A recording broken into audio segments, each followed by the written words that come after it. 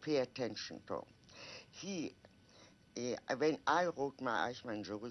Lorsque j'ai écrit mon livre sur Eichmann à Jérusalem, l'un de mes principaux objectifs était de détruire la légende de la grandeur du mal, de la force démoniaque.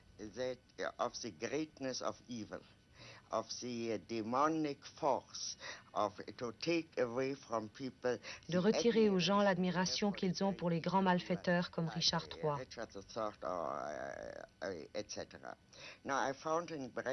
J'ai trouvé dans Brecht la réflexion suivante. Les grands criminels politiques doivent à tout prix être mis à nu et surtout être livrés au ridicule.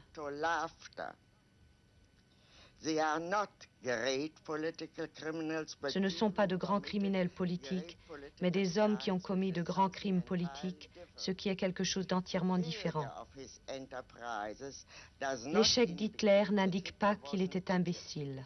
Le fait qu'Hitler était un imbécile était une idée courante et fausse dans toute l'opposition avant qu'il ne prenne le pouvoir.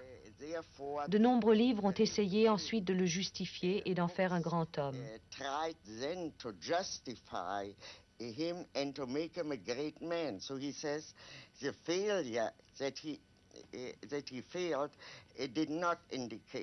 Le fait qu'il ait échoué n'indique pas qu'Hitler était un imbécile et l'envergure de ses entreprises n'en fait pas un grand homme.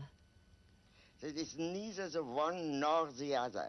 n'est ni l'un ni l'autre, c'est-à-dire que toute cette notion de grandeur n'a pas d'application.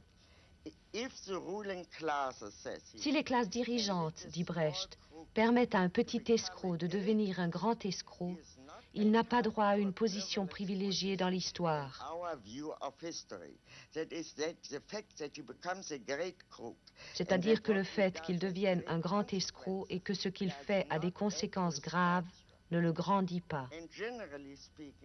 Puis il dit, sur un plan général et de façon abrupte, on peut dire que la tragédie traite des souffrances de l'humanité d'une façon moins sérieuse que la comédie.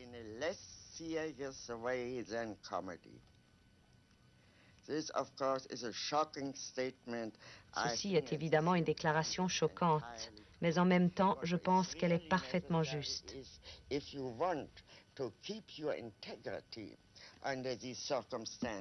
Si l'on veut garder son intégrité en de telles circonstances, on ne peut le faire que si l'on se souvient, quoi qu'il fasse, et même s'il a tué 10 millions de personnes, ce n'est qu'un clown.